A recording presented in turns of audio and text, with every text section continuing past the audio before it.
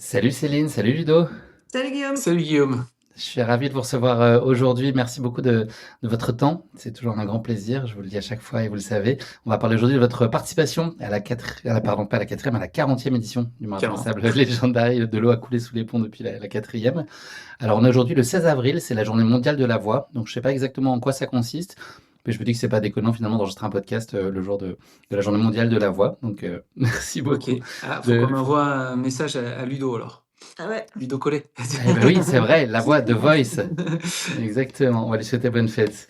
Dans quelle disposition je vous trouve tous les deux là aujourd'hui? Vous êtes rentrés depuis quand?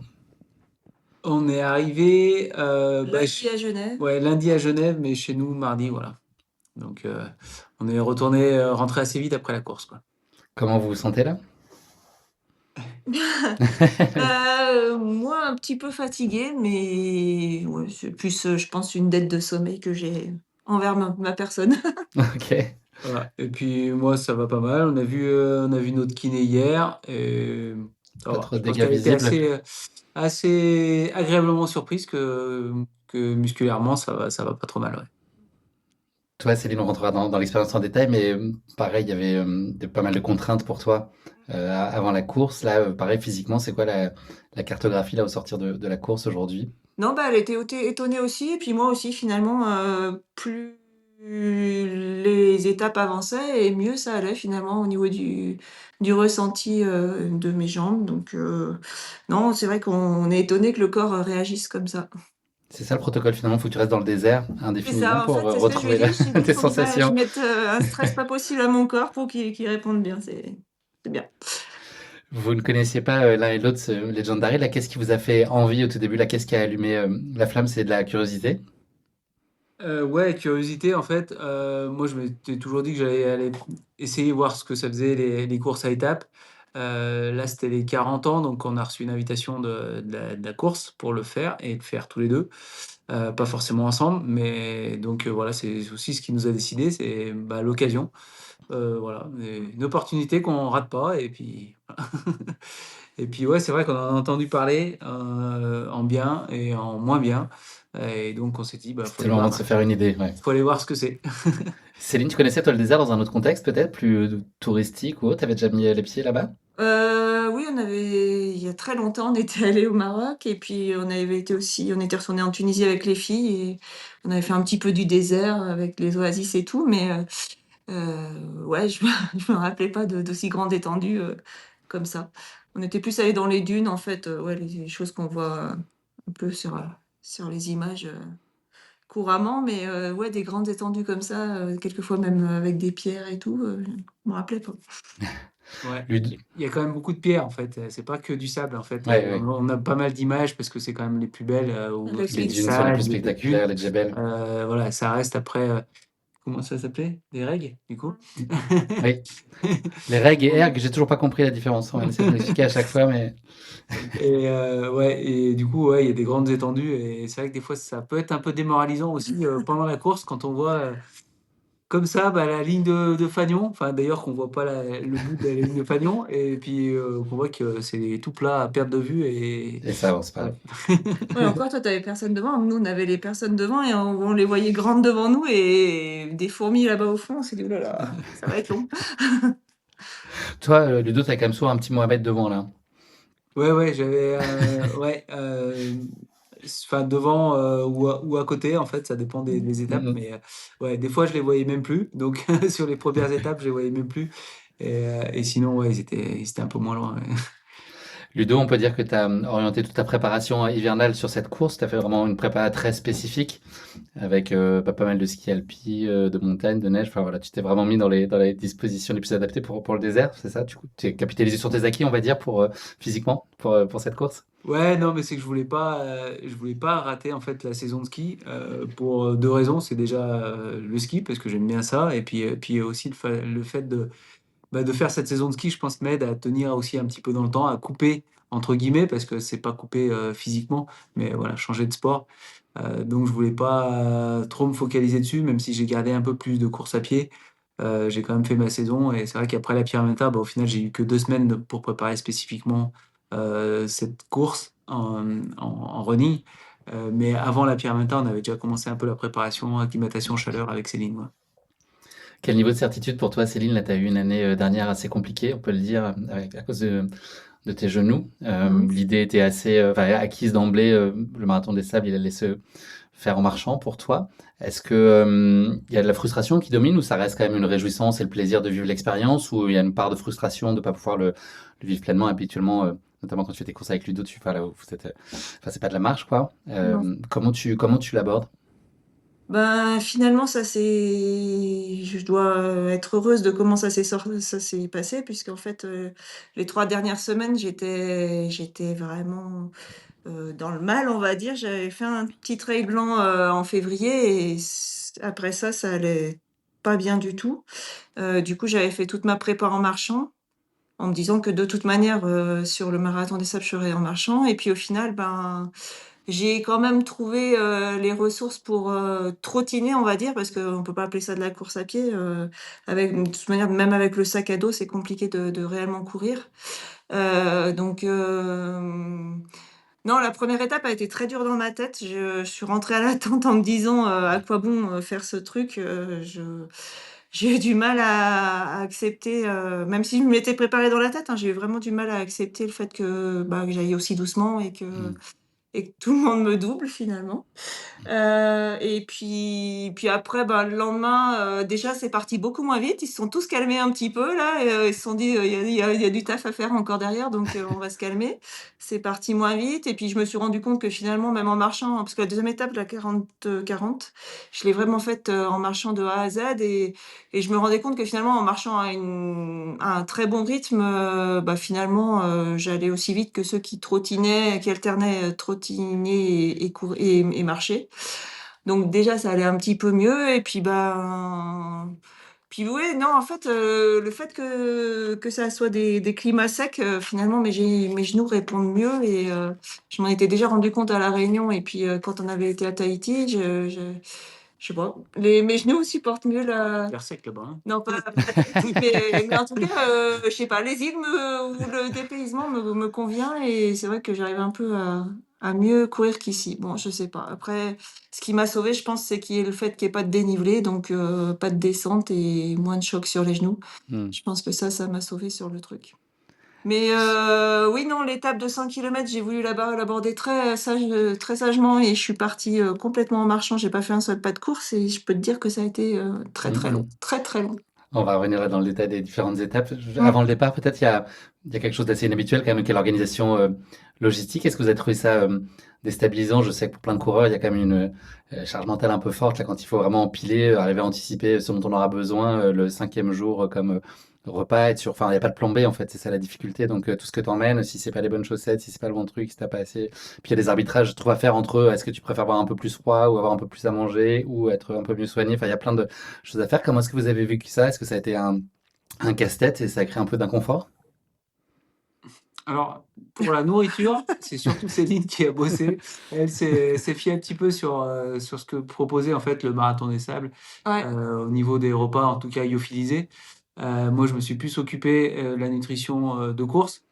Donc Céline a géré les repas, donc petit-déj, déjeuner, qui souvent était un taboulé, hein, parce que c'est plus facile à faire et puis, voilà et puis, le repas du soir et moi focalisé sur la nutrition de course avec, aussi mon partenaire NAC, pour avoir des produits, un petit peu boostés en fait en électrolytes.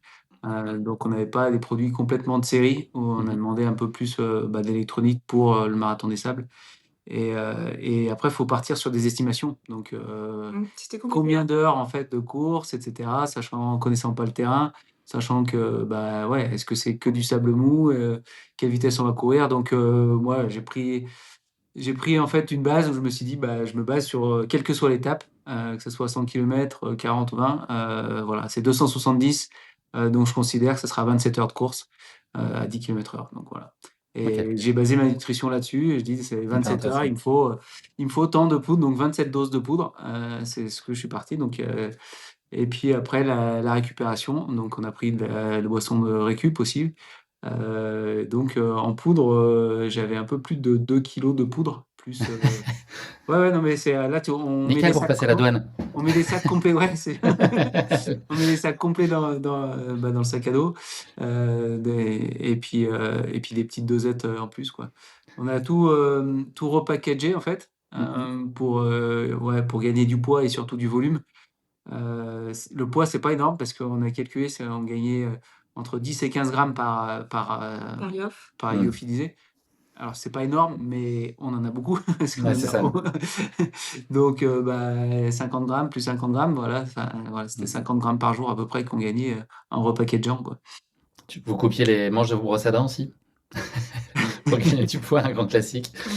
Non, là, on n'a pas coupé les manches parce que j'avais entouré la manche de la brosse à dents avec du scotch américain, si jamais on avait besoin d'un peu de quoi réparer, deux, trois trucs. Donc, C'est vrai Chaque- que c'est horrible parce que jusqu'à la dernière minute, avant de poser ta valise là-bas, tu refais tout. Moi, j'avais pris des desserts en me disant: «Oh, j'aurais envie de dessert et tout». Finalement, j'ai tout laissé dans la valise. En fait, ouais, jusqu'à la dernière minute, tu te dis tu as peur d'avoir oublié quelque chose. Non, c'était assez stressant. Moi, le dernier jour, je l'ai un peu mal vécu en me disant: «Je vais oublier forcément quelque chose». Mm. Puis finalement, ça s'est bien passé.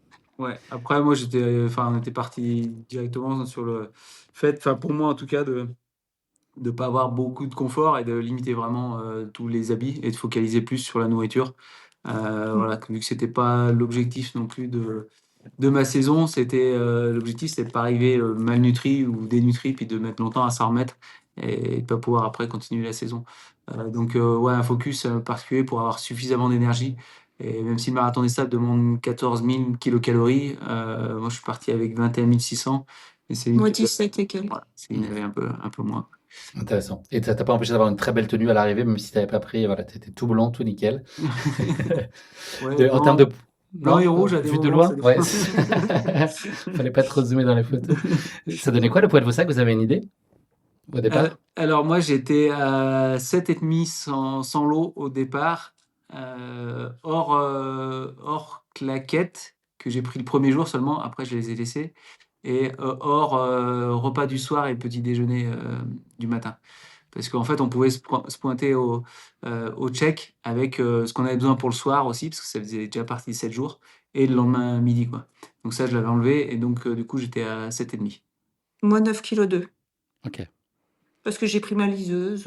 Voilà, Céline a pris des choses non indispensables, liseuse, matelas de sol, voilà, enfin deux, trois trucs en plus. Elle portait aussi plus de. Moi, j'avais pris que le minimum en fait, ce qui était obligatoire au niveau du médical en fait, parce que c'est vrai qu'il y a un gros staff médical et je comptais dessus. Et je pense qu'au final, c'est la bonne solution. Il faut Mm. juste avoir un petit truc pour dépanner au cas où sur l'étape Ah ou aller oui, jusqu'au surtout le CP. matériel obligatoire. Oui, bah, il y a l'antiseptique qui est obligatoire, mais c'est la seule chose, quoi. Ouais, ouais. Tu avais pris des médicaments, des compresses, Oui. la bande, enfin voilà. Prévoyante. Vous pouvez nous parler là, d'avant-course, là, la vie sur le bivouac là, que vous découvrez, puis peut-être vos partenaires de tente aussi, nous faire un petit peu le casting de vos confrères. Je crois que c'est quand même, pour avoir pratiqué, vous êtes très très proches. Enfin, c'est quand même comme des sardines, avec qui vous pouvez partager cette tente. Ouais, donc on arrive donc on fait 2 nuits sur le bivouac avant la première étape, en fait, première course. Donc du coup, sur le bivouac, sur le premier bivouac, on passe 3 nuits. Et du coup, on arrive bon, avec un bel accueil avec les chameliers, etc. Bon, après 6 heures de bus quand même, hein, donc c'est un petit peu long. Et voilà, on découvre le bivouac et voilà, tout est bien organisé. On rejoint notre tente, donc c'est des tentes, je sais pas combien il y avait à peu près presque 200 tentes en fait, qui sont organisées en cercle. Enfin, j'imagine que tu as dû vu des belles Mm. images avec le 40 au milieu.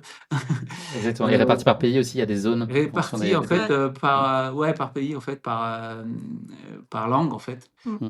Voilà, avec quand même une bonne zone française et puis après 68 nations, il y un avait. peu toutes les nationalités et des tentes berbères. Donc quand on dit tente, c'est surtout une bâche en fait, c'est pas Mm. fermé.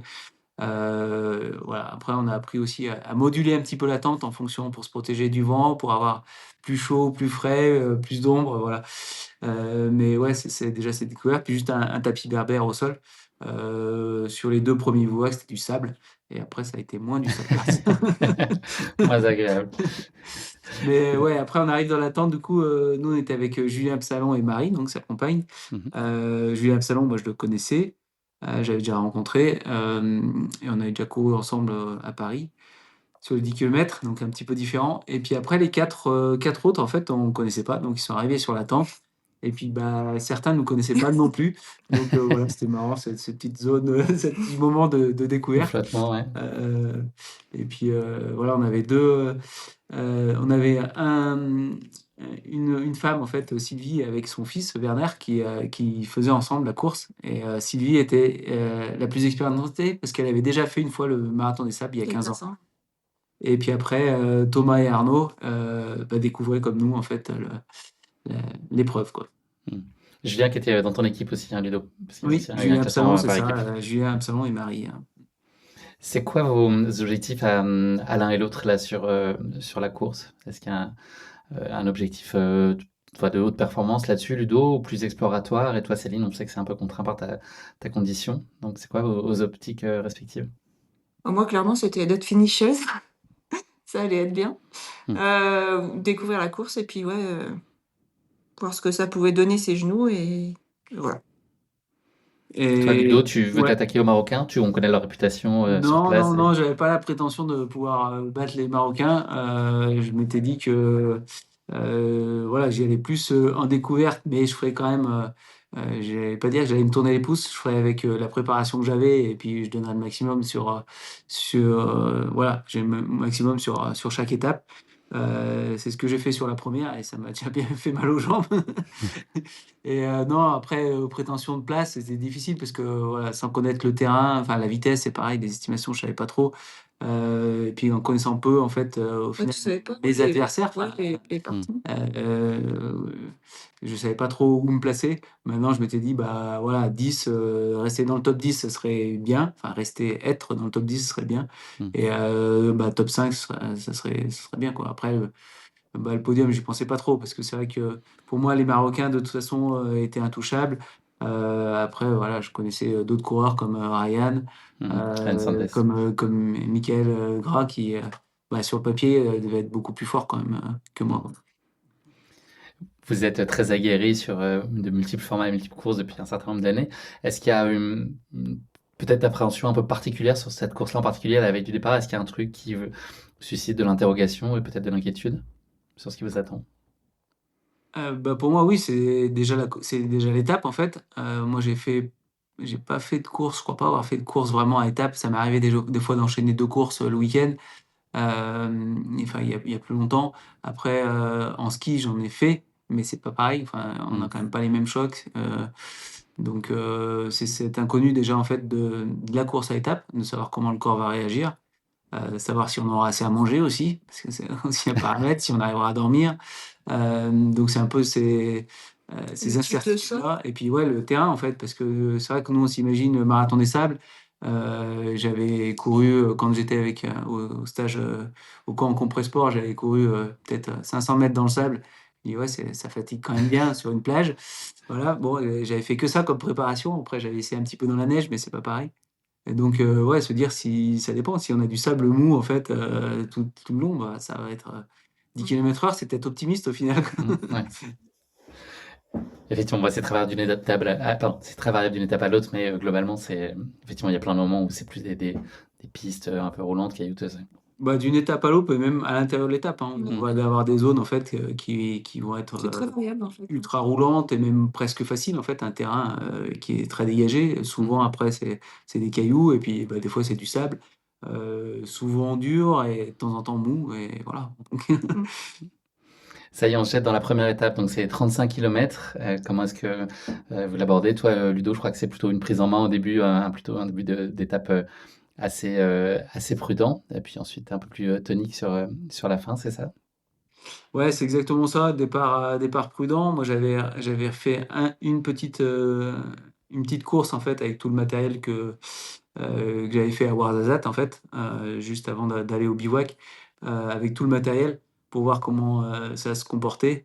Et voilà, après, j'avais couru en fait, je sais pas, 4,45 ou un truc comme ça, et puis je me dis, bah ça va faire 30 km, je vais arriver à le faire, et au final, bah, je suis parti relativement conservateur, on va dire, et puis après les premières dunes, on avait le profil, en fait, on savait que c'était roulant l'organisation aussi note, en fait, en difficulté de parcours.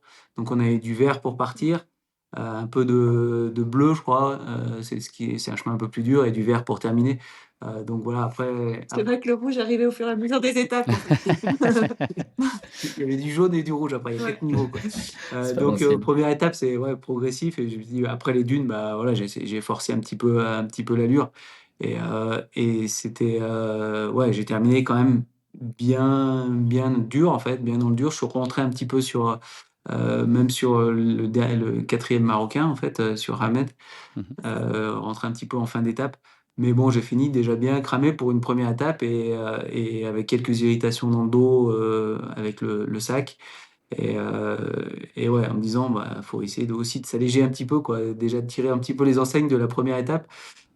Et c'est là que j'abandonnerai mes claquettes après la première étape où on peut laisser du matériel. En fait, on peut donner la tente info du matériel qu'au final, on veut laisser au fur et à mesure des étapes si on veut plus s'en servir. Et qui n'est pas obligatoire, évidemment. Céline, toi, tu nous l'as dit, le premier constat, c'est tu trouves le temps long finalement, enfin tu mesures Ouais. ce que ça veut dire concrètement. Est-ce que malgré tout, il y a la place pour l'émerveillement, se dire, ok, je suis quand même, enfin tu lèves le nez, tu chéris l'environnement dans lequel tu évolues, ou est-ce que c'est quand même la dominante, c'est de te dire que tu aurais voulu un autre scénario? Bah, sur cette étape-là, ce qu'il faut savoir, c'est que c'était une boucle et du coup, j'ai difficilement trouvé de l'intérêt sur l'étape. Bon, c'était joli, hein, mais c'était pas l'étape la plus jolie finalement et le fait de voir le camp de base, depuis un long moment, ne jamais arriver en fait, parce qu'on faisait des tours pour faire le kilométrage, j'avais l'impression, moi, ça me donnait pas trop de sens Hmm. à cette étape et puis, bah, du coup, le fait que je me teste un peu, voir, les jambes comment ça allait. À cette étape-là, ben, finalement, oui, on discute 2 secondes, mais on connaît pas encore vraiment les gens qui sont un peu dans notre niveau et bah, du coup, finalement, oui, c'est long. Moi, la Hmm. première étape, je l'ai vraiment trouvée très longue. Et je confirme la fin d'étape où le camp, on Ouais, le voit, mais il est mais très loin, quoi. ouais, non, puis on le contourne, quoi, en fait. Ouais, on le contourne, on fait une boucle, donc on le voit, mais on va aller chercher un CP qui est un peu plus loin pour revenir. Ouais. Et ouais, il paraît relativement proche, mais il arrive très lentement, Hmm. quoi. Ouais. Alors toi, Ludo, tu as été vite, ce qui est super, mais le corollaire à ça, c'est que les premiers arrivés sont les premiers qui doivent aller chercher les brindilles pour faire les feux, Ouais. etc. Donc tu as fait aussi Ouais, alors toute la partie un peu ménage et tout ça, et organisation de la logistique pour les suivants. un petit peu moins sur cette étape parce que comme j'ai dit, en fait, on avait déjà passé 2 nuits sur ce bivouac-là, donc on avait Hmm. déjà fait le boulot Le avant, stock, d'aller ouais. chercher le bois, etc. On avait déjà stocké un petit peu. Du coup, c'est vrai que ça sera plus le cas quand on arrive sur un nouveau bivouac Hmm. où voilà, il y a un petit travail à faire d'aménagement, enfin de faire un petit peu l'endroit où on va faire le feu, d'aller chercher le bois. Mais là, vu qu'on était là déjà depuis 2 jours, voilà, on avait déjà stocké et là, il n'y avait pas grand-chose à faire. C'est vrai que on avait pu avoir aussi, il nous restait un petit peu d'eau des 2 premiers jours et qui nous ont pas enlevé entre les deux bivouacs, enfin les deux, Hmm. avec Les 2 étapes. entre l'étape en fait. Donc ils ont laissé l'eau qu'il y avait dans les tentes. Et du coup, j'ai pu arriver relativement tôt et me doucher, enfin voilà, me laver Grand luxe. vite fait, en fait, enfin rincer plutôt. Ouais, là, il y avait un petit peu de temps sur cette étape-là, quoi. Mais c'est vrai que cette étape, enfin, on en a fait 3 des étapes en boucle Hmm. qui permet de revenir sur le même bivouac. Donc c'est sûr qu'au niveau, en fait, logistique, c'est plus simple. Bon, la course nous parle de bilan carbone, qu'ils ont moins à déplacer, et cetera. Mais bon, il y a quand même moins de logistique, en fait. C'est un peu moins compliqué, je pense aussi pour eux à gérer. Mais c'est vrai que pour moi, ça perd quand même de son sens. Et ce qui perd encore plus de son sens, en fait, c'est de courir avec cette Toutes petite ces valise affaires sur le alors dos, qu'on revient au alors même qu'on fait endroit. une boucle et qu'on revient au même endroit et qu'on aurait besoin de 500 grammes, quoi. Hmm. Voilà, donc là, ça perd un petit peu, je pense, de l'idée initiale du marathon des sables. Et c'est vrai que, ouais, là, je vois moins l'intérêt de courir avec, de se forcer à porter toutes ces affaires, quoi. Hmm. J'avais entendu parler d'histoires de petits malins sur d'autres marathons des sables, des formats 120 là, qui cachaient sous les tentes Oui, oui, des petites Mais choses et ça, puis ils avaient qui se pris. faisaient toper et puis là, après ils étaient obligés d'aller au PC course les récupérer en regardant leurs chaussures là. ils en ont trouvé aussi des Ils en ont aspirateurs Mm. à trouvé après les aussi, tentes. ouais, ouais. Donc il y a des pénalités si on laisse quelque chose dans la tente, hein, que ce soit de la nourriture ou du matériel de confort. Donc ouais, on devait vider complètement la tente le matin, quoi. Mm. Et pas le cacher sous le tapis. Il y a eu des fouilles. Comment elles se passent les nuits là? Est-ce qu'elles sont courtes, froides, inconfortables, un peu détroit? Pas Alors, froid, pas forcément Pas froid. froid parce que parfois on n'imagine pas, mais ça peut être quand même assez glacial la nuit. c'est pas hyper chaud en fait. Ce qu'il y a, c'est que la première nuit, du coup, en fait, on avait quand même cette expérience de 2 nuits sans bivouac, dans le bivouac avant la première étape. Donc, ce qui permet déjà la première nuit, on a encore notre valise, donc on peut adapter en fait si on veut les vêtements, etc. Donc première nuit, on a senti un peu de fraîcheur vers 5 heures du matin. En fait, ça baisse un petit peu, puis on sent que il fait un peu plus frais, ou on s'emmitoufle un peu dans le sac de couchage. Mais après, on a appris aussi à gérer la tente, les tentes berbères, à fermer un peu pour avoir moins d'air, moins de courant d'air et garder un peu plus de chaleur. Donc pas très froid, pas très court non plus, parce qu'au final, à 8h30, en fait, il fait nuit, on a Mm. fini de manger, parce que voilà, on commence à faire le feu, la nourriture à 6h. Bon, ça prend un peu de temps, mais voilà, à 8h, 8h30, on est couché. Il y a une Après, petite le liseuse réveil, qui est allumée à côté de toi peut-être? ouais, il y avait une petite liseuse. Mais ouais, non, on se couche relativement tôt. Après, on se lève tôt aussi, hein. C'est que, voilà, on se lève à peu près 1h30 avant le départ, le temps de manger un petit peu, et puis il faut être une demi-heure avant sur la ligne de départ pour le brief. Ça passe Donc, vite là ce moment, moi dans mon souvenir en tout cas, j'ai l'impression que cette heure et demie de préparation là, on a le temps de rien faire en fait, on a l'impression que c'est Ouais, ça, large et au la prise final, récup, elle il y a passe tellement de loin. mini gestes à faire en fait, plein de petites choses. ouais, ouais, ça passe assez vite. Voilà, c'est 1h30, donc le départ, pour la première étape, départ à 7h, bah, c'est levé quand même à 5h30. Mais après, ça a été départ à 6h, donc on va lever encore plus tôt, quoi. Mm. Donc la nuit est pas très courte, parce que ça fait quand même, en se couchant à 8h30, ça fait quand même des nuits au moins de 8 heures, Ça veut donc dire c'est que tu pas dors bien mal. parce c'est souvent inconfortable quand même, peut-être moins là, sur Ouais, les après c'est premières étapes, mais c'est vrai que confortable. C'était quand même du sable, les 2 premiers camps, donc ça va. Ouais, moi j'ai assez bien dormi. J'ai regardé après sur mon application qui monitore un petit peu le sommeil, et puis c'était pas trop mal. Alors c'est pas le cas pour tout le monde. Moi, j'avais aussi mis des bouchons d'oreille pour limiter un petit peu le bruit, parce que c'est vrai que ça bouge bah, toujours un petit peu sur le camp quand même. mmh. Mais c'est vrai qu'il y a des personnes qui ont moins bien vécu, et puis on racontera après l'anecdote de notre tante. OK. Vous me direz. Donc place à la deuxième étape, cette fois c'est, 40, kilomètres, un départ, à la frontale à 6 heures du matin. Là sur la config, je crois que Mickaël a décidé d'animer, la course en tout cas dès les premiers kilomètres en imposant un peu son rythme. Est-ce que tu peux nous raconter, comment toi tu l'as vécu aux avant-postes, Ludo? Ouais, alors c'est ça en fait, la première journée, c'est vraiment la tactique marocaine, c'est qu'ils voulaient en fait vraiment marquer le coup. Xavier, sur le papier, bah, c'est un coureur, je pense, qui est le plus fort du peloton, parce que Xavier? Xavier, Mickaël, Mickaël. pardon. Mmh. Je sais pas pourquoi c'est Xavier Gras, parce qu'il y en a un ici qui s'appelait Xavier Gras. Donc Michael, je pense, le coureur le plus rapide. Je pense pas qu'il y ait d'autres coureurs qui pouvaient courir 2h08 sur un marathon. Mmh. Mais voilà, le problème, c'est qu'il court sans sac à dos, donc ça change un petit peu la donne. Et donc les Marocains, je pense, c'est un peu dans leur stratégie habituelle, ouais, de faire mal en fait sur la première étape. C'est ce qu'ils ont fait, et que ce soit Michael ou moi, c'est vrai, j'ai bien mal au quad au premier jour. Et du coup, on s'est dit le lendemain, ça va sûrement partir pareil. Et au final, non. Et au final, c'est 2 Français qui sont partis en tête, Michael et Arthur. Et Arthur qui avait fini 6e de la première étape. Et c'est eux qui ont un petit peu enflammé la course, quoi. Donc, ouais, changement un petit peu, avec, on avait une petite montée progressive pour aller rejoindre un peu des dunes, en fait. Et ouais, c'est les Français qui ont attaqué, ouais.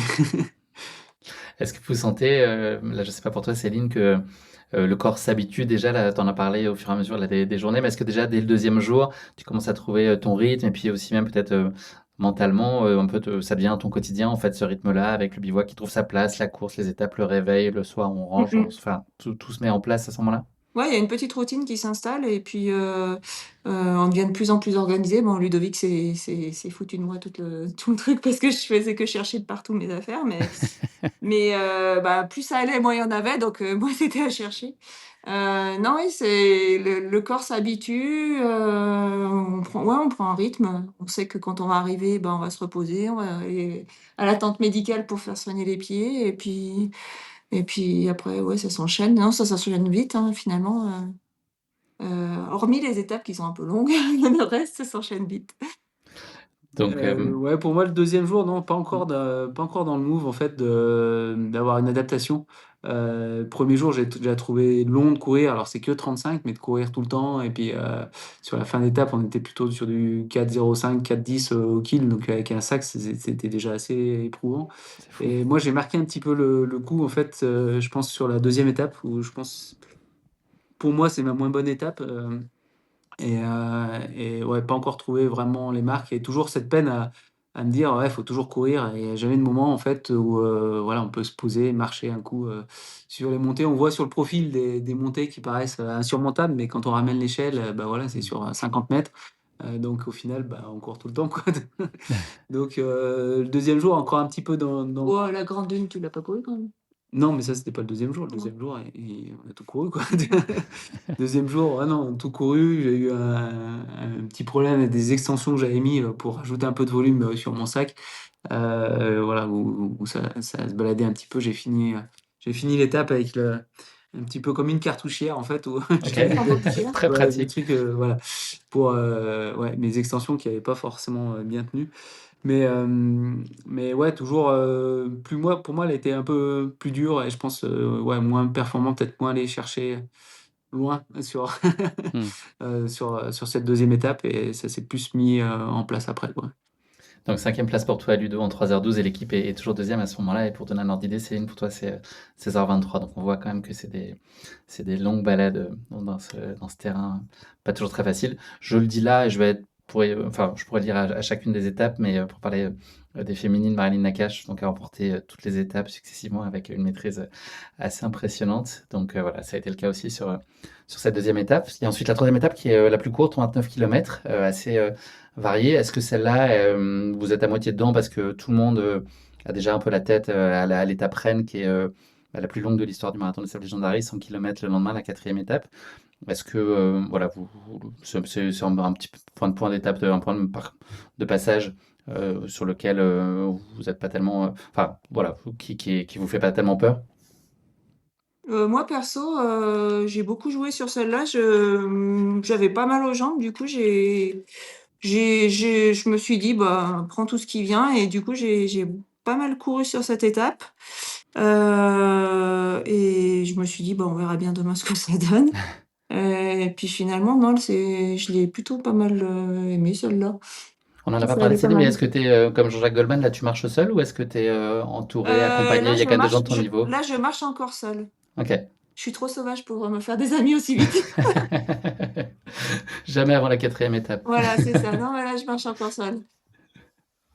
Et Et toi, moi sur, non, sur le départ en fait, bah, tu pars devant avec Michael, ouais. je Hmm. prends plus la tête de course en fait, avec Mickaël, sur le départ. Enfin, c'est d'abord, Rachid qui enflamme un petit peu le départ, mais, pareil en fait toujours des stratégies un peu spéciales des Marocains et sur 1,5 km et après il a décroché.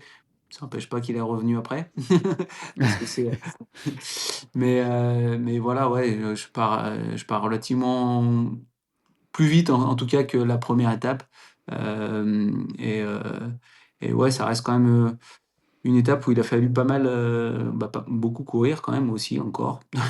Mais et on a eu une petite spécialité aussi avec ce stop course dans cette, 3e étape, où on avait déjà eu check en fait, matériel à l'arrivée de l'étape. Je sais plus, ça devait être la deuxième je crois, ou la première. Je me souviens plus si c'était première ou deuxième.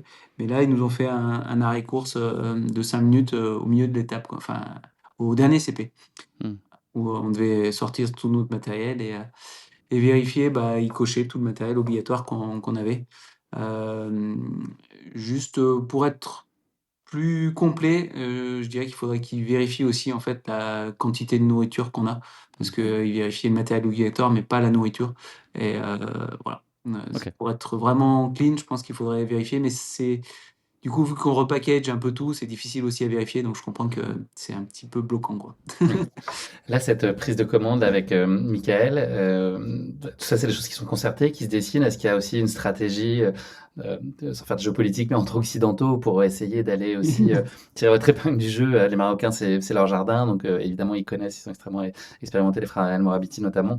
Est-ce qu'il y a une logique d'alliance aussi ou pas nécessairement?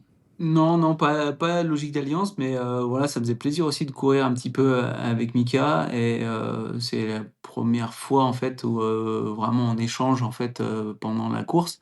Heu, voilà, un petit peu de aussi, bah, j'avais quand même parlé un petit peu après, sur le bivouac, mais pas forcément pendant la course. Mais non, pas de stratégie, vraiment chacun fait, bah, Mmh. avec les capacités qu'il a et puis, ouais, donc on s'aide pas vraiment, mais on se met pas non plus des attaques comme peuvent faire, les Marocains, quoi. Est-ce que ça va C'est acquérir là justement pardon, vas-y Ludo, excuse-moi. Non, non, mais ouais, c'est vraiment, enfin, pour moi, c'est une gestion de course, en fait, enfin, toujours aux sensations, comme je le fais d'habitude, que ce soit sur n'importe quelle course. Alors que je pense qu'il y a vraiment une stratégie d'accélération, en fait, des Marocains qui, heu, qui accélèrent vraiment très fort, en fait, mais sur une courte durée, en fait, pour lâcher, pour faire craquer, je sais pas, Mmh. enfin, voilà.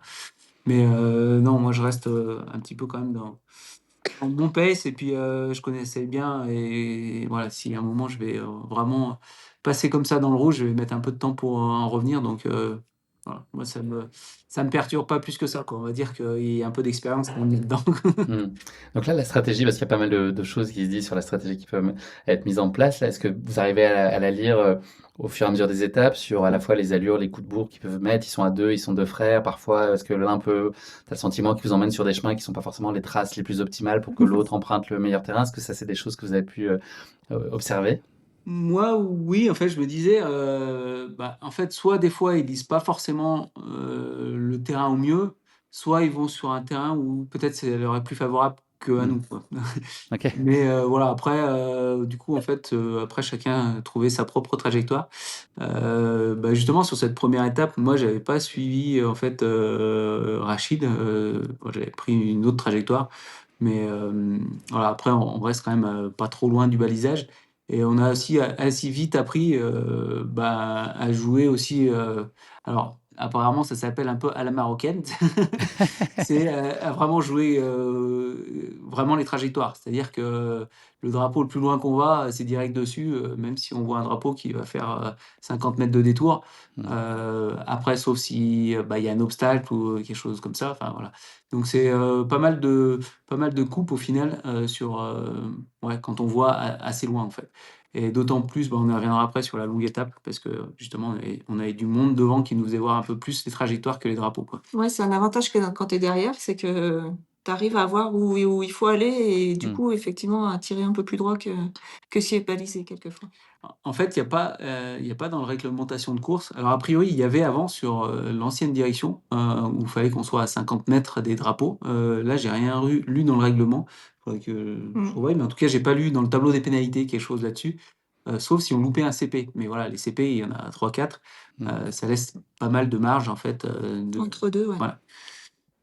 Est-ce que vous avez le sentiment de vous déconnecter enfin moi pour l'avoir vécu, je me souviens au bout de 24 heures, je me souviens déjà plus de mon code d'immeuble ou de ce qui peut se passer dans l'actualité internationale. Est-ce que vous avez eu là après ces trois premières étapes et ça fait déjà 5-6 jours que vous êtes sur place, est-ce que vous êtes complètement ailleurs et déconnecté comme rarement vous avez pu l'être? Oui, quand même, ouais. Le temps passe différemment, en fait. À la fin, on s'est fait la remarque, on s'est dit: «Ben, on a l'impression qu'on est parti il y a 20 jours de la maison, quoi», alors que c'était à peine, 6 jours, mais c'était assez étrange comme sensation. Ouais, sachant qu'on n'était pas complètement, Mmh. déconnectés, même si, moi, au final, aussi pour, gain de poids, j'avais pas pris de téléphone, je portais juste, une petite, caméra. Tu sais, il avait son téléphone et sur le premier ViewWack, il y avait un parti du réseau, donc on n'était pas complètement Même sur le troisième. déconnecté. Sur le deuxième, il n'y en avait pas du tout, mais sur le troisième, il y en avait à nouveau. Mm. Et puis, on avait un accès en tant qu'élite, on avait un accès en fait à la tente média. Bah, moi, pour télécharger en fait les vidéos de la journée, etc., et pour transmettre sur les réseaux. Donc, mais voilà, moi, j'y passais pas beaucoup de temps dessus, donc Mm. j'ai lu aucun de mes messages ni de mes mails, et c'est bien aussi de couper un petit peu là-dessus.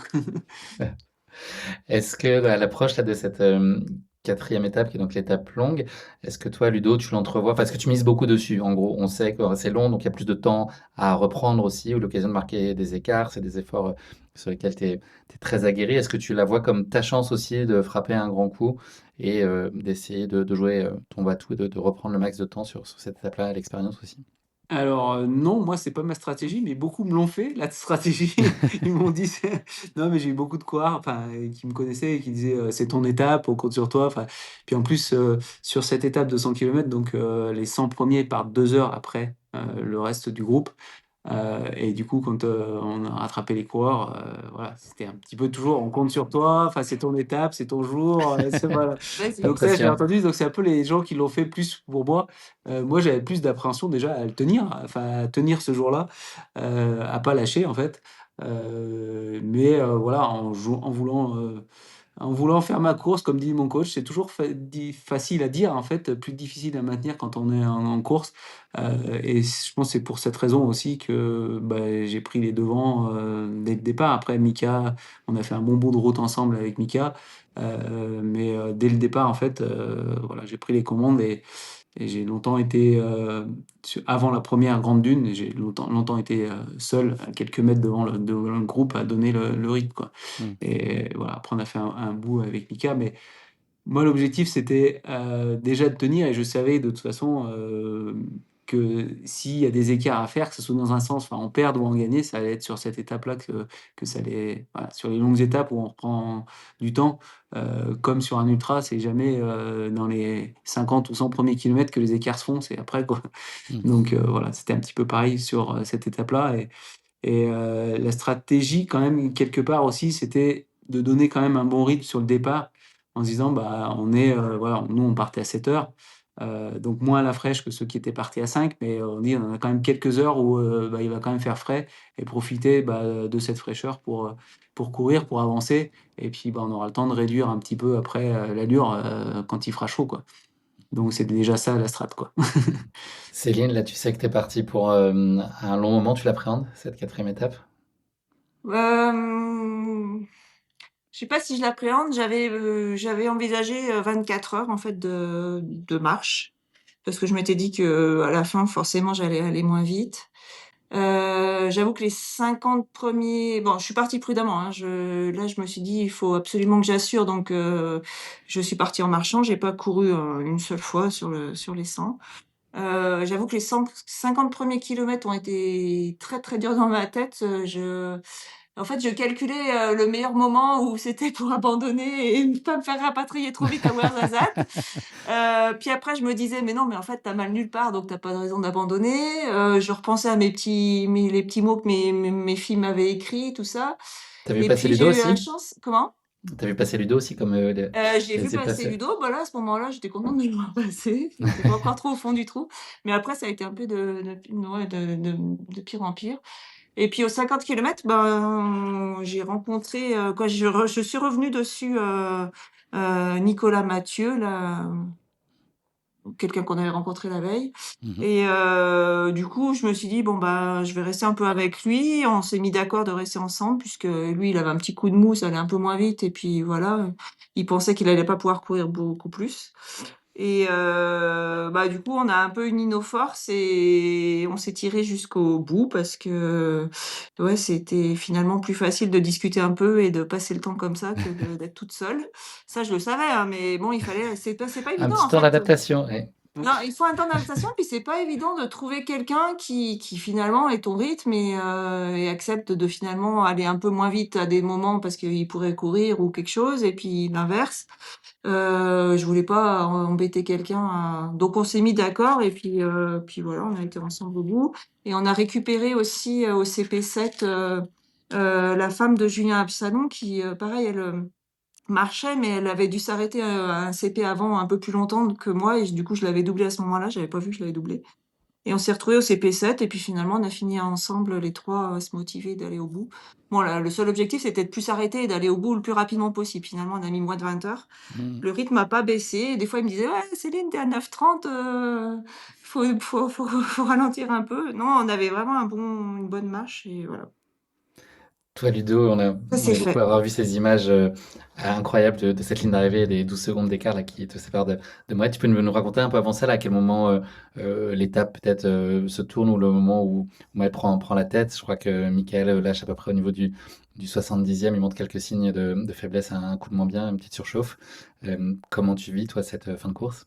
Ouais, ouais, je vais te raconter ça là, sur la fin de course, mais juste par rapport à ce qu'elle disait, je lui avais dit après la première étape où elle avait un peu fait son deuil aussi de compétition. Je crois que c'est la première fois qu'elle faisait Un une 12. course où au final elle allait marcher en fait et pas courir et que quand on a été compétiteur, bah, on a toujours envie de faire mieux en fait, de courir et puis de se placer un petit peu. Et je lui avais dit déjà dès la deuxième étape, mais voilà, et profite, essaye de vivre quelque chose, de discuter un petit peu, de profiter avec d'autres personnes, mais je pense que, bah, jusqu'à la troisième étape, elle a eu plus de mal à mettre en œuvre ça, quoi. Mmh. Voilà, pour revenir sur, mon étape, bah, donc enfin début avec Mika et puis progressivement, Mika a un petit peu lâché ou en tout cas était en retrait. Après moi, je me retournais jamais et c'est vrai qu'après j'ai principalement, été avec Mohamed et pour moi, c'était déjà dur au 50e en me disant: «Voilà, on a fait 50 mais c'est que la moitié». Et en fait, j'allais de CP en CP, au moins de 10 kilomètres en 10 kilomètres, en me disant: «Allez, encore, 10 kilomètres à essayer de tenir cette allure». On était, ouais, on essayait de tenir quelque chose vers, 4:45, 4:50 et je dis: «Allez, encore 10 kilomètres, si on tient ça, bah, ça fera toujours, toujours ça de moins» et puis, et au final, l'allure, elle a pas mal tenu. Et au final, l'allure, elle a tenu comme ça jusqu'au bout et je pensais pas être capable de tenir, en fait, ce même rythme, jusqu'au bout. Hem, Mohamed est toujours resté, à mes côtés. À un moment, en fait, il y avait Cyril Cointe qui me faisait des images, qui nous disait, bah, que Rachid était en train de revenir, qu'il avait, repris, en fait, Ahmed et voilà, il était à 4 minutes derrière nous. Je dis: «Mais je me doute qu'il va rentrer de toute façon», enfin voilà, connaissant les réputations, je dis: «Bah, de toute façon, il va rentrer, c'est sûr». Mais voilà, continuer, en fait, avec Mohamed et au final, ben, Rachid n'est pas rentré, ça on l'a vu. Et puis, je pense que Mohamed gérait un petit peu la course comme ça pour voir où était son frère. Le plan, je pense, initial, c'était quand même que Rachid gagne la course. Je crois que j'ai un petit peu dérangé les plans où ça voilà, ils ont peut-être pas pu faire les courses qu'ils voulaient. Donc Quand tu dis la course au sens classement général ou sur l'étape en ouais, je particulier? pense au classement général, quoi, ouais. Il y a un petit grain de sable? Ouais, ouais, je pense qu'il y a eu un petit grain de sable. Il Disons que, s'appelle Ludo Pomeroy. enfin, c'est déjà arrivé que Mohamed, sur la dernière étape, perde 1 heure, pour, une Refaire son lacet. ouais, voilà. Donc donc il y a des arrangements familiaux, mais bon, ça c'est, C'est leur affaire. donc ouais, ça c'est leur affaire, mais là, au final, Mmh. voilà, on n'est pas encore Ça à a la fin, bousculé les mais plans. ouais, bousculer les plans et puis c'est le meilleur qui a gagné, donc c'est très bien comme ça. Voilà, donc je pense que Mohamed se retournait souvent, il regardait en fait, si justement si Rachid, revenait ou pas. Ouais, puis il était toujours derrière toi. Ouais, il me donnait pas vraiment le rythme en fait. Souvent j'étais devant ou alors il était à côté. Hem, voilà, donc on a tenu, longtemps comme ça. Le rythme a un petit peu baissé à un moment, donc on est passé plus sur du 5-5-15, parce qu'on avait pas mal de vent de face. Mmh. Donc ouais, ça a ralenti quand même le rythme. Là, c'est vrai que peut-être que, bah, bon, il était à côté ou des fois derrière, mais ouais, des fois, donc du coup, j'étais pas forcément bien abrité, mais Mais voilà, donc ça a baissé un petit peu. Et au 80e, je sais pas s'il avait décidé au 80e d'attaquer, mais voilà, il a mis une grosse accélération, comme ils font, en fait. Donc vraiment, mais c'est passé 3-4 km/h plus vite, quoi. Donc c'est ouais, une, une bonne accélération que j'ai pas suivi, en fait. Je continue à mon rythme, mais je dis, bah voilà, je le regrette pas. Et puis au final, après on a tourné un petit peu, on est revenu avec du vent plus de dos, repris en fait les mêmes rythmes que d'habitude et l'écart était vraiment stabilisé. Je voyais en fait, je voyais ses lunettes, je voyais qu'il se retournait assez souvent pour voir ce que ça faisait et puis l'écart était stable et avant un ravito, je voyais que je rentrais même un petit peu et au final sur un ravitaillement, il a pris plus de temps, ce qui est assez rare en fait et du coup on est reparti ensemble du ravitaillement. Et là, on est resté ensemble bah, jusqu'à l'arrivée, quoi. Donc, et je pense qu'il n'a pas réussi à me déposer comme il aurait aimé. Et par contre, il l'a quand même fait dans le finish. Alors, pas à 10 mètres de la ligne, donc il a lancé assez loin, en fait, l'accélération. On va dire à 300-400 mètres. Voilà. Mais le temps que déjà que je réagisse, que est-ce que j'y vais ou pas, je suis déjà satisfait de l'étape. Puis bon, je me suis décidé à y aller, mais ouais, on a quand même 20 ans d'écart. Donc, je pense qu'il y a une petite différence de vitesse quand même. Et non, j'ai pas réussi à accrocher quand même. Hmm. Et il n'a pas 71 ans. C'est dans l'autre sens, les 20 ans Oui, il n'a d'écart. pas 71 ans exactement, il a 20 ans d'écart, mais dans le bon sens pour lui. Et donc, oui, tu parlais de Rachid, tu creuses quand même 15 minutes, il arrive 15 minutes après vous sur cette étape, et donc 12 secondes seulement vous séparent. Je ne sais pas si c'est exactement sur cette étape ou pas. On a vu un coureur asiatique te piquer l'idée du costume de président. Hmm. Tu as Tout le pu long, il faire a fait quelque ça. chose contre ça ou pas? A priori, c'est tout le long, ouais. Non, je le regrette un peu de ne pas l'avoir fait, mais je pense que j'aurais pas tenu la même cadence avec un costard quand même. Ah, sa petite valise, et ouais, c'était marrant. On n'est jamais à l'abri d'une réunion derrière une vigne. Donc ce jour-là, et puis un peu plus tard pour toi, Céline, c'est ce qu'on appelle en théorie la journée de repos sur le bivouac. Je crois que ça a beaucoup brassé de ce que j'ai compris là. Il y a eu Ah oui. vraiment une tempête de sable, beaucoup de bruit. Mm. Comment est-ce que vous avez vécu? Est-ce que habituellement elle passe assez vite, mais là les conditions étaient peut-être pas très favorables sur cette journée de repos? Bah, déjà, faut savoir que quand on arrive à près de 100 kilomètres, 19h30 de marche, on dort très mal. Quoi, moi, personnellement, j'ai très mal dormi, j'avais mal aux hanches, j'étais le plus souvent assise que couchée, donc j'ai pas très bien dormi cette nuit. Dès le lendemain matin, parce que quand on arrivait à 1 heure du matin, on n'a pas été à l'attente médicale pour soigner nos pieds, donc dès le lendemain matin, à la première heure, pour pas trop faire la queue, parce que sinon, il y avait très vite de la queue, on a été à l'attente médicale. Et puis, bah, la journée, ouais, le temps s'est un peu dégradé. Il y a beaucoup du vent qui s'est levé et le sable volait pas mal et c'est vrai que là, c'est compliqué de se reposer, quoi. Hmm. Donc là, c'est des scènes où vous êtes dans la tente, accrochés chacun, à essayer de maintenir ce qui ressemble à un mur pour pas que le sable rentre, et parce que Bah, la c'est quand tente même s'est la même galère. déchirée un peu, la toile, ouais, non, c'était Une belle fallait le journée de vivre, repos. quoi, il fallait De toute tout vivre de toute manière. de toute façon, on cherche pas à pas faire entrer le sable parce que c'est impossible. Enfin, on avait nettoyé le tapis quand Mais même la on est toile était arrivé, puis pas une demi-heure après, c'est pareil. La toile, c'est pas vraiment une toile en fait.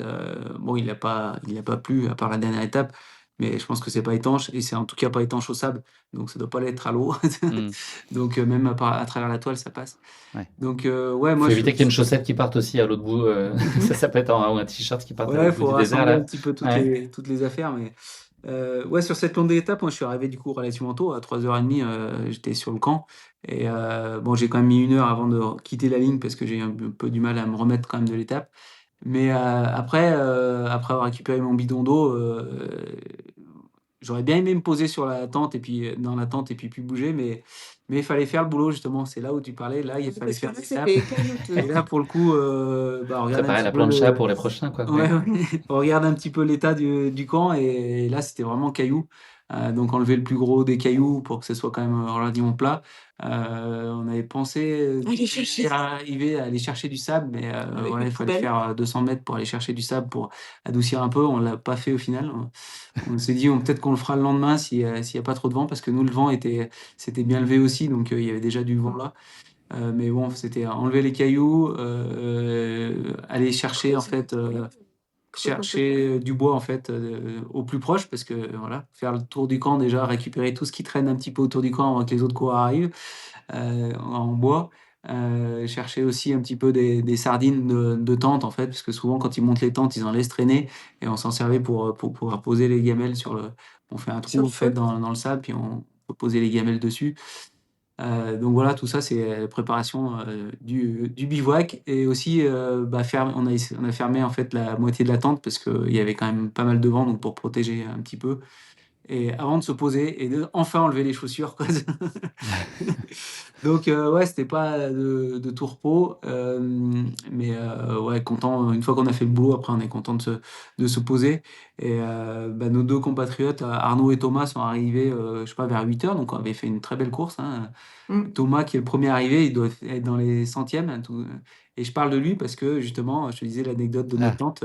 C'est Thomas, c'est la seule personne qui arrive, je pense, centième de la grande étape et qui a Il n'y a pas de abandonné, courbature? qui a pas de courbature, qui a aucun problème, un peu des ampoules, mais pas monstrueux, et qui abandonne en fait le lendemain matin parce qu'il n'arrivait pas bien à dormir sur le bivouac jusqu'à là, et parce que à 10h30, il a été demandé à la sono s'il pouvait baisser, et ils n'ont pas baissé, et toute la nuit, on a eu de la sono avec des boum, boum, boum, oh non, non, toute la nuit, et du coup, le lendemain matin, il est parti, il a abandonné, il est oh parti non. avec une navette pour rentrer, alors qu'il n'a pas de blessure, mais voilà, il dit, je vais péter un câble sinon, donc j'ai vécu mon 100 km, j'ai vécu le marathon des sables, mais là, j'en peux plus. Ok, Donc voilà, incroyable. il y a pas que le physique, en fait, il y a aussi quand même Il y a plein de voilà, la critères, ouais. récupération, enfin, tout Le mental? la vie sur le bivouac, le sommeil, si on n'arrive pas à le trouver, Ouais. qui peut être assez éprouvant aussi, C'est quoi. une gestion effectivement protéiforme, il y a beaucoup de choses à intégrer. Les Et lyophilisés, ça, vous les voyez encore en peinture ou pas après quelques ouais, mois? ouais, bah Ça écoute, va? moi je trouve que c'est plutôt quand même pas mal. C'est vrai qu'il y a Oui, il y quelques en années, avait on des avait bons, hein. goûté des Yoff et Mhm. c'était pas ouf, mais là, nous on avait, enfin Céline avait Ouais. choisi des trucs pour varier, et puis c'était plutôt pas mal, je trouvais. C'est juste le taboulé le midi, là, un Ouais, petit peu le petit saturé, on n'a plus feu. envie de tabouler, parce que voilà, pour éviter aussi de faire du feu, bah, on mange un taboulé, c'est juste de l'eau froide, puis on attend un petit peu, et voilà, Oui. c'est assez vite frais. Non, mais certaines personnes nous ont dit qu'ils prenaient exactement le même repas tous les jours. Bah, Oh, c'est Nico. l'enfer. Ouais, Nico, Nicolas, en Ah fait, ouais? qui fait des expéditions là, en Amazonie, qui a Mhm. notamment qui fait ment. avec Clem qui court, Ouais. et qui fait des reportages sur YouTube, des beaux reportages sur YouTube, qui va en faire un. Il sortira le 20 mai, hein, donc on verra ce qu'il Soyez en là. sort. Et il nous disait qu'en expé, il prenait le même, ça lui plaisait, et tout pendant 3 semaines, ou c'est Ça lui toujours le donne une même. structure. Et Ouais, je dis, ok. bon, Alors, nous, on a varié. nous on a varié assez souvent, et puis ça nous Tartiflette convient. un jour, Ouais, rondade de morue pas le lendemain. tartiflette, risotto, Non, non, mais il y a des risottos, macaroni fromage, voilà, purée. purée, du Non, non, riz, c'était pas mal. La grosse chicken. vie. Voilà. Donc non, non, pas mal, quoi. Pas de Après, saturation. cette nuit, pour moi, elle a été quand même compliquée aussi, bah, avec la musique, avec le vent s'est quand même calmé pour la nuit, Et le sol, mais quoi. ouais, le sol était quand même très dur. Et après, on a eu aussi les filles qui sont arrivées au milieu de la nuit, les filles. Donc ouais, clairement sur ma montre, j'ai 2 nuits séparées, quoi. Enfin, 2 bouts de nuit séparés. Et ouais, donc ça, c'est pas évident. Et puis, comme disait Céline, la journée de repos, ça n'a pas vraiment été repos. La musique, bah, toujours pas Mhm. cueillir les concurrents toute la journée. Et puis le vent qui se relève la journée. Donc ouais, Mm. pas gros repos, quoi. Mhm. On passe sur la cinquième étape, donc une très belle étape avec notamment un passage par un djebel assez notable. Vous allez nous le raconter. Vous êtes partis assez fort là, les Français, on peut le dire, sur cette étape. Et toi, dans quelle optique tu es à ce moment-là, Ludo? Est-ce que tu as plutôt tendance à regarder devant, ce qui est jouable, ou tu redoutes un peu que ça puisse revenir derrière au classement général, parce que je l'ai pas dit, mais la longue t'a permis de passer troisième au classement général. Ou est-ce que tu portes le regard à ce moment-là? Alors, j'ai quand même, je crois, 37 d'avance, minutes d'avance. Je me dis, c'est quand même confortable, mais le but de cette journée, c'est d'en perdre le moins possible, et c'est d'essayer de les maintenir au moins, pour être tranquille la dernière journée, puisqu'il n'y aura que 23. J'avais pas la prétention non plus d'aller chercher les Marocains. J'ai vu sur les étapes plus courtes, en fait, que de toute façon, ils étaient devant, et je m'attendais à ça, en fait, qu'ils soient largement devant. Au final, ça n'a pas vraiment été le cas. Rachid est passé un moment.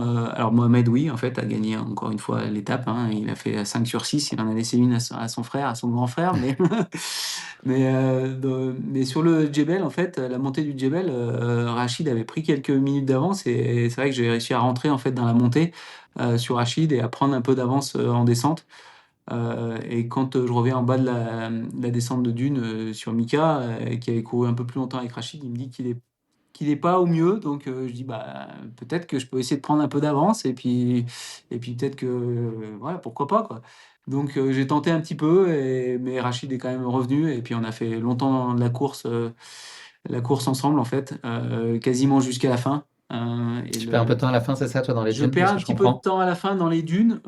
J'ai pas forcément peut-être pris les bonnes trajectoires. Bon, ce qui m'a permis quand même de voir un Fennec, donc Hmm. c'est pas tout perdu. Il y en a, il est passé vraiment à 2 mètres de moi. Bon, j'avais la petite caméra, mais le temps que je la sorte, qu'elle démarre, sur le caméra, on voit rien du tout. Donc, On mais va te c'était croire. un chouette moment, quoi. J'avais vu un autre animal la veille, en fait, sur le 100 km. Mais ça, je suis moins fan. Donc, Serpent. ouais, un serpent. Ah, c'est l'enfer, ça. Donc, ça, j'avais fait un gros écart. J'avais poussé une braille et Mohamed se demandait ce que c'était. Mais bon, voilà. Mais voilà. Après, je l'ai décrit à Nicolas, en fait, qui connaît bien, si tu le connais un petit peu, qui connaît bien Ouais, la les faune. Donc, bestioles, ouais. qui m'a dit que c'était pas un dangereux, c'était une couleuvre, a priori. Donc, voilà. Ok, ouais, parce que les serpents à bosse, là-bas qu'il faut mieux éviter, je crois. Ouais, ouais, c'est ça. Il m'a Hmm. dit après, c'était pas ça, quoi. Parce que c'était marron et beige. Donc, non, c'est bon. Toi, Céline, comment tu vis cette étape? Et ben, du coup, avec Marie, bah, avec qui on avait fait la dernière partie du 100, on s'est dit, ben, écoute, on va rester ensemble jusqu'au bout. Puisqu'on était, globalement, on avait le même niveau. Et puis, du coup, on a beaucoup discuté. On a papoté, et Salon de thé, au Maroc, c'est même en adapté. courant quelquefois. Donc, je me disais, non, en fait, au niveau respiratoire, moi, au niveau du souffle, bah, à la vitesse où on va, ça allait très bien. Donc, ça permettait de pas parler en même temps. Et puis le corps répondait pas mal, donc on a fait, je pense, une belle étape, c'était bien. Moi, je l'ai bien Bien apprécié. vécu. Pour moi, ça a été, enfin, le 40, en fait, c'était déjà de voir comment on allait récupérer du sang, même si on avait un jour de «repos» entre guillemets. Et c'est surtout l'étape qui a permis de voir que maintenant c'était plus facile en fait à courir tout le temps, quoi. C'est un petit peu, voilà, on avait fait les 100 km, mais aussi les 3 étapes d'avant où, bah, on court tout le temps. Et là, je pense que aussi mentalement, quelque part, on était prêt à aller courir, tout le temps et voire un peu plus vite même. Donc, ouais, il y a une petite transition pour moi après la 100 km, quoi. Donc, Mohamed qui l'emporte en 3h08 sur cette étape, suivi de son frère 4 minutes derrière. Toi, tu es juste à 1 minute après Rachid. Toi, Céline, 7h29 pour cette 5e étape. Ça y est, c'est la 6e et dernière étape qui est courte, 23 km, tu nous l'as dit, Ludo. Est-ce que vous êtes soulagé? Est-ce que vous êtes nostalgique? Aucun des deux. Comment vous vous sentez là, à l'approche de la dernière?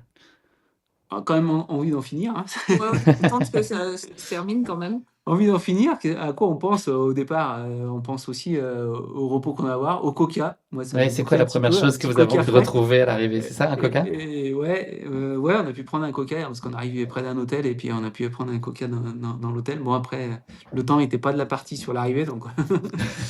Mais ouais, c'était ça. Et la Toi, douche tu qui vas allait fort arriver, Ludo sur quoi. celle-là, hein. La douche aussi qui allait arriver. Eh oui, Mais avant ça ça, il y elle fait avait, il y plaisir à avait tout le 6 monde. heures de bus qui ont plutôt été 7-8 heures. Donc bon, voilà. Ça se mérite cette douche définitivement. Toi, Ludo, t'as attaqué fort sur celle-là? Bah, en fait, j'étais dans l'idée, en fait, je m'étais dit, bah, c'est la dernière étape. Maintenant, voilà, me prendre 40 minutes, parce que du coup, j'avais repris quelques minutes sur Ahmed. Dit me prendre 40 minutes, ouais, il faut quand même déjà qu'il y ait un gros souci. Donc, plus confiant, je m'étais quand je vais sur la ligne, je me dis, bah voilà, on va pouvoir ça couler douce, tranquille. Voilà, étape de finish, et puis on profite. Et au final, bah voilà, après 2 kilomètres, je dis, ouah, plus vite c'est terminé. Mm. Et voilà, autant donner le maxi jusqu'à la fin. Et du coup, bah ouais, débrancher un petit peu et passer vraiment. J'avais posé la question à Mika sur la ligne. Il dit, alors, tu nous fais un 20 km?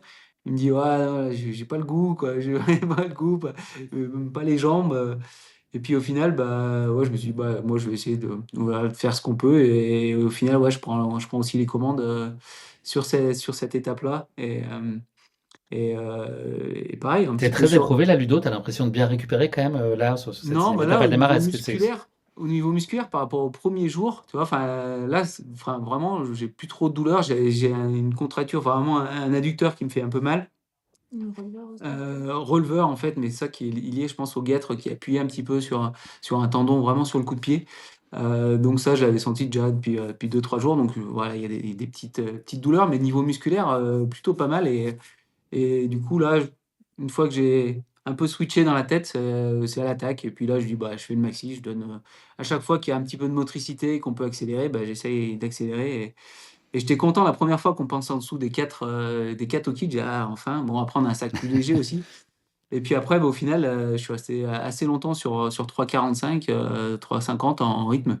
Et ouais, Mohamed accroché, mais je voyais qu'il pouvait pas non plus décrocher, enfin me décrocher. Et c'était moi, en fait, j'essayais un peu de jouer leur jeu et c'est des fois de remettre des bonnes accélérations dès qu'il y avait un terrain qui était favorable. Et on est resté comme ça. Même dans les dunes, en fait, c'est pas lui qui prenait la trajectoire. J'allais chercher, en fait, bah, voilà, les celles que je pensais être les bonnes trajectoires. Et souvent, en fait, on est un peu sur les lignes de crête, en fait, des dunes. C'est là où on a le sable, en fait, le plus dur. Donc, voilà, en gardant un petit peu à vue les drapeaux, aller chercher les meilleures trajectoires. Et là, il était souvent derrière moi, parfois côte à côte. Mais voilà, il a jamais pris le devant. Et pareil que la 100 km. Mais là, je m'y attendais, mais vraiment, j'avais donné à chaque fois, dès que je pouvais, même entre chaque dune où on redescendait, il y a un petit peu de dur, je réaccélérais. Et voilà, la dernière accélération dans la dune, une petite dune juste avant de passer la ligne, bah, j'ai pris 1 ou 2 mètres et puis j'ai pas réussi à revenir, quoi. 9 J'ai secondes qui vous essayé, mais pas séparent à plus. l'arrivée. Toi, Céline, dans quelle disposition tu l'as vu cette dernière Ben, en étape? fait, des larmes au départ parce qu'ils nous ont lu un texte de Roosevelt que Ludo n'a pas entendu parce qu'apparemment ça discutait devant et ils n'ont pas entendu. Donc je me suis mise déjà un peu dans l'émotion là. Après, avec Marie, on s'est dit, ben, on donne tout ce qu'on peut aussi pour avancer. Donc on a pas mal trottiné jusqu'au deuxième CP. Après, c'est vrai comme dit Ludo, on était plus léger, donc c'était quand même plus agréable. Et après, ben, après le deuxième CP, il y en avait que 2 de toute manière, mais après le dernier CP, c'était les dunes, jusqu'à Merzouga là où celle-là, on les sent bien passer. Puis nous, on avait commencé à avoir pas mal de vent, la pluie est venue, donc le temps s'est bien dégradé. Ouais, bah, comme ça, on aura tout vu, ce qui pouvait se passer sur un marathon des sables, le mauvais temps, la pluie. Mais ouais, non, Mais t'as vu la ligne d'arrivée? et bah, à la ligne d'arrivée, oui, là, Ça, pareil, je crois que j'ai jamais pleuré, même la diagonale, j'ai pas pleuré comme ça. C'est ouais, une satisfaction d'avoir fait ça quand même. C'était quand même, pas Superbe. donné, c'était pas facile, mais ouais, d'avoir réussi à aller au bout, c'était plein Ouais, d'émotions. donc, un grand bravo. T'es Et allé puis te la Ludo est chercher venu loin. nous chercher en plus, donc déjà de le voir, ça m'avait fait un peu Je suis allé leur amener, parce qu'il y a un concurrent qui leur restait des M&M's, il m'a donné 2 M&M's, donc je suis allé leur amener 2 M&M's à quelques kilomètres de l'arrivée, 2 ou 3 kilomètres avant leur Ouais, arrivée. ouais. Donc ravitaillement hors zone, attention. ouais, attention. Pénalité a posteriori des classements. Et ouais, pour Mais affronter ça fait aussi tellement de bien ces toutes petites choses là, quand t'as tellement rien en fait, tous ces petits imprévus. Ouais, Moi, mais c'était c'est les... des petits trucs. Moi, j'avais prévu, enfin, j'avais mis sous vide en fait trois fois Des quatre, bonbons. quatre petits bonbons, enfin deux schtroumpfs acidulés et puis 2 mentos qu'on prenait une fois tous les 2 jours. Mais tu vois, c'est au lieu de les croquer, enfin d'aller assez Tu les vite, là, savoures, tu rien. les savoures un petit peu, quoi. Mm, Je faisais ça avec des crocos Haribo aussi, même chose. Le petit plaisir. Donc pour parler du classement final, donc c'est Mohamed El Morabiti qui remporte son deuxième marathon des sables, 20h47 au total sur les 270 km. Il avait déjà gagné en 2023 et devant son frère donc Rachid. Toi, Ludo, donc tu es troisième, 21h18 sur l'ensemble de la course. 2 minutes seulement vous séparent. Et donc Ahmed, dont tu as parlé, qui est quatrième, 22h16, suivi de Ryan Sanders, ton partenaire d'équipe. Il y a 3 autres Français donc dans le top 10. Arthur Courcou qui est huitième, Julien Absalon, ton partenaire d'équipe, et puis Meryl Robert qui est aussi un très grand habitué qui a très très longtemps aussi taquiné les Marocains et un excellent coureur. C'est un peu son jardin aussi. Michael Graf finalement termine à la 11e place. Et donc chez les femmes, Marilyn Nakache, absolument incroyable. Elle a survolé cette édition, on peut le dire. Elle a remporté les 6 épreuves. C'est sa 3e victoire en 3 participations. Elle est 13e au scratch. Donc voilà, c'est une performance qu'on ne saluera jamais assez. Bravo Marilyn pour cette course. Elle devance la Marocaine Aziza El Amrani, quasiment 4 heures d'avance, 3h30. Et Désirée Linden, l'Américaine. Voilà, Laurence Klein, que je salue, ma coach, 19e aussi, voilà, qui a eu un petit peu de difficulté et de douleur au psoas sur le 100 km, mais qui s'en est aussi très très bien sorti. Et toi, Céline, 49h13, voilà, passé dehors, donc c'était longtemps de course. Voilà, tu es dans le top 100 féminin, et puis, enfin, de toute façon, je pense que c'est pas ton sujet, mais en tout cas, voilà, bravo pour ton abnégation, c'est assez admirable. Et puis en termes de classement par équipe, donc vous finissez 2e, les Old Legends ont montré que les vieux avaient de quoi bien tenir la baraque. Vous êtes donc en 2e position derrière l'équipe marocaine composée de Mohamed, Rachid et de Ahmed. Voilà. Bravo, bravo à vous tous. Moment un peu moins heureux, on l'a appris il y a quelques jours, la 48 heures, que malheureusement un des concurrents, prénommé Grégory, avait fait un malaise avant le départ de la 4e étape longue, donc sur le bivouac, qui a été pris en charge à ce moment-là très rapidement, qui est malheureusement décédé là tout récemment. Vous étiez au courant, vous, qu'il y avait eu cet incident qui s'était passé pendant l'épreuve? Ouais, on était au courant, bah, après les 100 km, on était au courant qu'il y avait eu un malaise en fait, mais ouais, ils nous avaient dit qu'ils avaient réussi à le faire repartir en fait, parce qu'il y a eu arrêt cardiaque. Ils avaient réussi à le faire repartir et il a été transporté, mais après on n'avait plus de nouvelles jusqu'à là, récemment quoi. Ouais. Mmh. Donc voilà, l'organisation a communiqué pour expliquer qu'il y avait les conclusions médicales, en tout cas, ne portaient pas nécessairement de lien avec sa pratique sportive. Il répondait à l'ensemble des exigences médicales qui étaient requises pour participer à l'épreuve. Il y a pas mal on doit montrer patte blanche, un certain nombre d'éléments médicaux pour prendre le départ. Il n'avait pas sollicité le service médical depuis le début de la course. Donc voilà, c'est des choses qu'on veut jamais voir et donc on est tous très tristes de tout ça. Et Oui, on dédie carrément. cet épisode à Grégory. On pense fort à sa famille et à ses proches. C'est des choses qui sont inacceptables pour tout le monde. Pour revenir à votre expérience à vous, peut-être ce que vous aviez le plus sous-estimé ou votre plus grande surprise sur ce qu'a été ce marathon des Sables Legendary? Qu'est-ce que vous n'imaginiez pas vivre aussi fort, intensément ou de cette façon-là? Non, pour moi, rien de sous-estimé, c'est juste en fait d'arriver plus près, je vais encore le répéter, en fait, à courir en fait. Hmm. Mais sinon, en fait, relativement satisfait avec l'inexpérience au final, de gérer comme il faut en fait. Enfin, vraiment, moi, au final, j'ai manqué de rien, j'ai pas eu faim, j'ai vraiment mangé tout ce que j'avais apporté. Il me reste juste 2 doses de poudre en fait qui était pour la dernière étape, mais vu que j'ai sauté les 2 derniers ravitaillements, au final, sur la dernière étape, je les ai pas pris. Mais vraiment, enfin, le calcul énergétique était bon. Au final, j'ai mis beaucoup moins de temps que ce que j'avais prévu, mais j'ai consommé plus d'énergie, en fait, au final, que ce que j'avais prévu aussi. Voilà, on va plus vite, on consomme aussi un peu plus. Hein, maintenant que vous connaissez le prix du gasoil, vous le savez qu'il faut ralentir pour moins consommer, mais là, c'est pareil. Voilà. Et puis, pour moi, l'inconnu, c'était aussi comment ça allait réagir. On a fait très attention au départ. En fait, c'est voilà, pas choper une tourista, une gastro. Enfin, c'est un petit peu les risques qu'on peut avoir, notamment avant la course, mais aussi pendant. Moi, j'ai eu un peu des problèmes gastriques, on va dire, après les 3 premières étapes, mais qui étaient, je pense, plus liées à l'intensité de la course. Ouais, je sais pas, à la chaleur, l'acclimatation à la chaleur et les produits que je prenais, je pense. Voilà, une sorte d'acclimatation à faire. Et après, au final, les autres étapes, tout a été bien, quoi. Hmm. Donc, pas trop de Une regrets, de course surprises, maîtrisée. d'inconfort sur le camp. Je trouve qu'on s'y fait assez bien.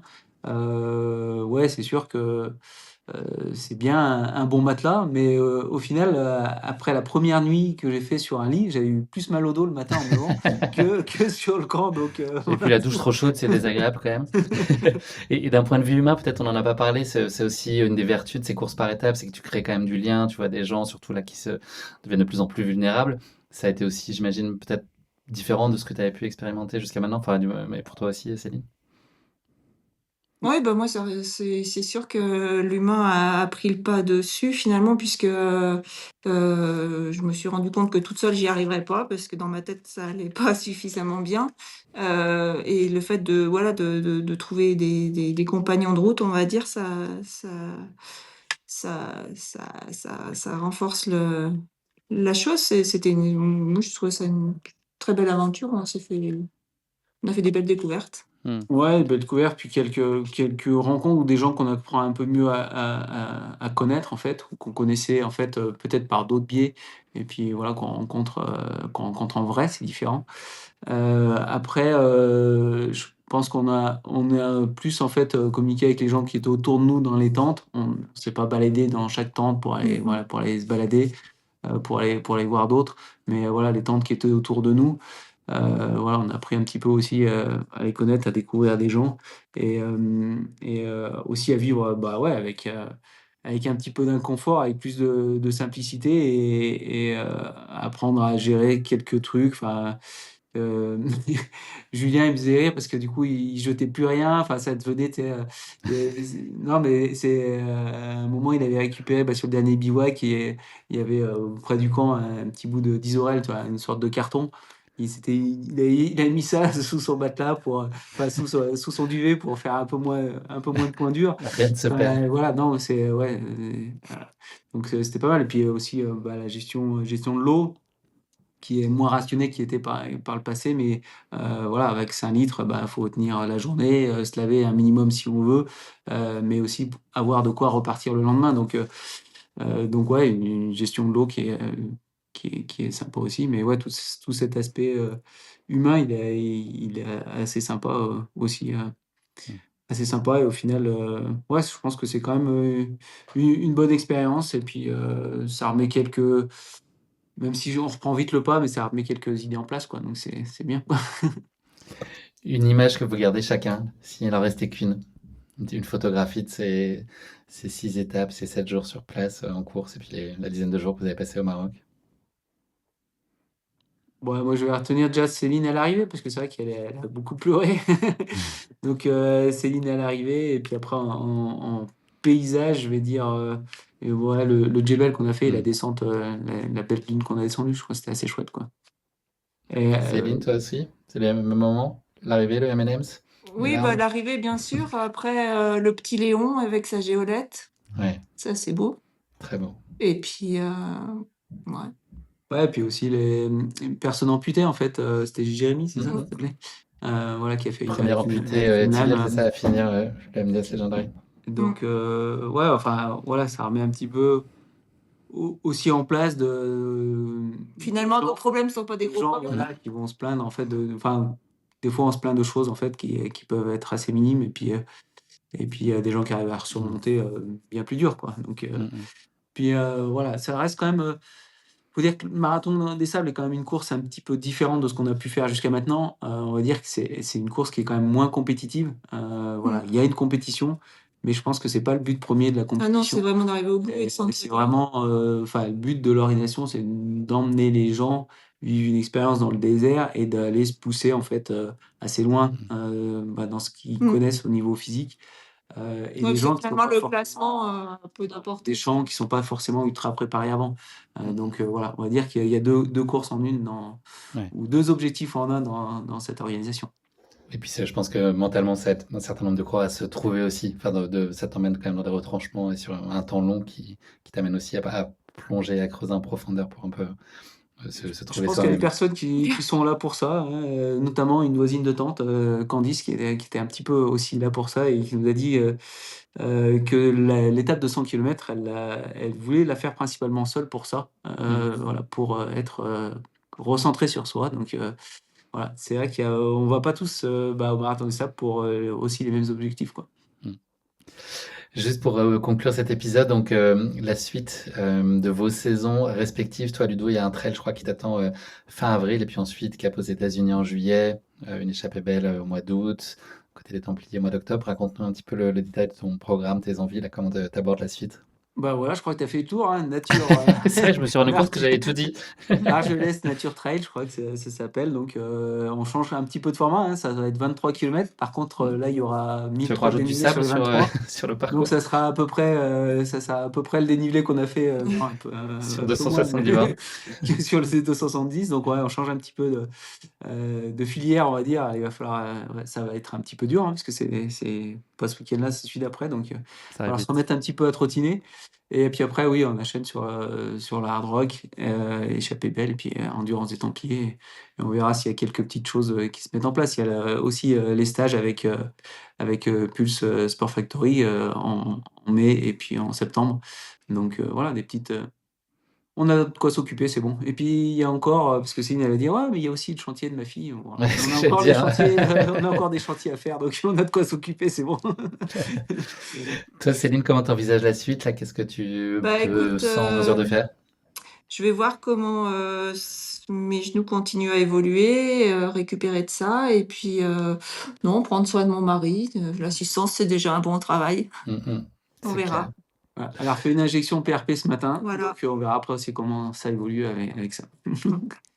Parfait. Merci beaucoup à tous les deux. C'était très chouette de vous entendre aujourd'hui revenir en détail sur cette expérience quand même assez singulière qui est le Legendarim. C'était très beau de vous voir jouer dans ce bac à sable géant là, pendant plusieurs jours. On vous a suivi de très près. On a vécu des émotions très fortes à vos suivre. Donc merci aussi de nous régaler, de nous procurer tout ce plaisir et d'être toujours aussi disponible et gentil. Je vous souhaite une bonne suite de saison et puis j'espère qu'on aura plein d'occasions de se reparler surtout. Ce serait très bon signe. Prenez bien soin de vous en tout cas et je vous dis à très vite. Merci, ça marche, salut Guillaume. Salut, Ciao. merci. Ciao, ciao.